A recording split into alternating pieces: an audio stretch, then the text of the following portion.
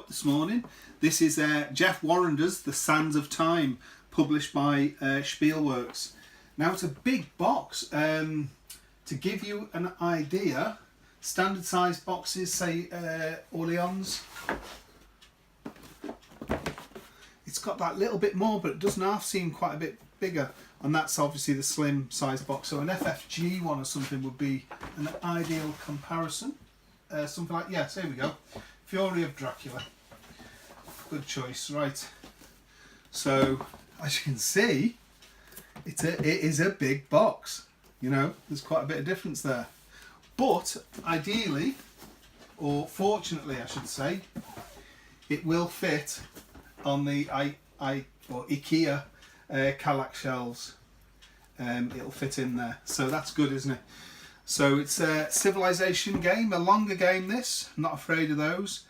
And it's the sands of time sweep across the ages, burying the cities and monuments of civilizations, leaving only whispers of the glory of ancient societies. So there we go, it plays 2 to 5 players. It says roughly about 3 hours. Now I did see a comment from the publisher, not from the publisher, from the designer, Jeff, saying that if players, when they're working out their turns, they do them simultaneously and spend a bit longer working out the turns, and then they'll spend less time executing them. And playtime will come down, but yeah, really looking forward to this one. It's great artwork, isn't it? I love this, the like yellowy of the box with the sands, and then you see, look, there's actually a city falling through the timer here, the sand timer. Very nice indeed.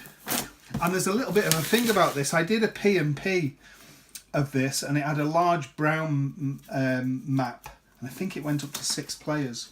We've seen the map the other day somewhere. And just so much happened, and life happened in the way, and we never got to play the P&P. So really pleased to get the production copy here that we pre-ordered. So there we go. And we got a rule book in German and a rule book in English. And somebody was saying there's a lot of room in this box, but I tell you what, there's a lot of stuff in this box as well. It's really heavy, it is. So let's have a look in here, and you've got a lovely newness smell coming off this, and this has been by Spielworks, but the distribution has been by Blackfire, and it's made in the Czech Republic, this game. So it's a refreshing change not to have something made in China, to be honest. Nothing against games being made in China, but the German made games and so forth seem to be of a very high standard. So we've got the Chronicle board there, the game board. Really interesting to see how big.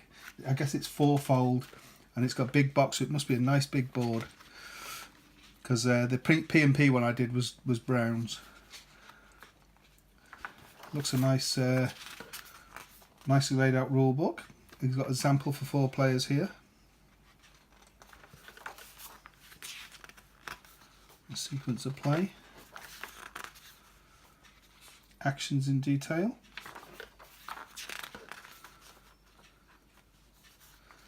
And all the different actions, locking, unlocking cards, migration actions. There we go. Not overly massive rule book there. Front to back, 16 pages, so not too bad. And I think there's been some sort of FAQ put out as well on the file section. I think it's the only file there on Board Game Geek at the moment from the designer Jeff Warrender himself. This is unusual, isn't it? Very large cubes. They've got to be 14mm cubes, 14mm cubes. Your tiny little ones are normally 8mm, your standard 10, and these have got to be about a 14mm cube. Very nice indeed, aren't they? Large cubes. Got some decks of cards there, the small decks of cards. These octagonals, but they're longer than we used to. And some discs. We got these are like the Catan roads, sticks, plenty of. You see there's a lot of wood in this game. And then we've got some 8mm cubes here with a die. I guess that's a start player. So we've got Oh, a lot of baggies there. It's handy. Play aids. Oh, that's good. So full play aids, I expected one. We've got 4 for the English and 4 German play aids too. No, 5, sorry. 5 play aids. Of course, it plays up to 5 in English and German. If anybody wants to swap the German for English, the price of a bit of a stamp, I'm happy to do that. And the rules. So play aids there. And we've got punchboard sheets. Oh, and these are wrapped up. That's pretty good. Stop them moving around. Wrapped up with the board itself.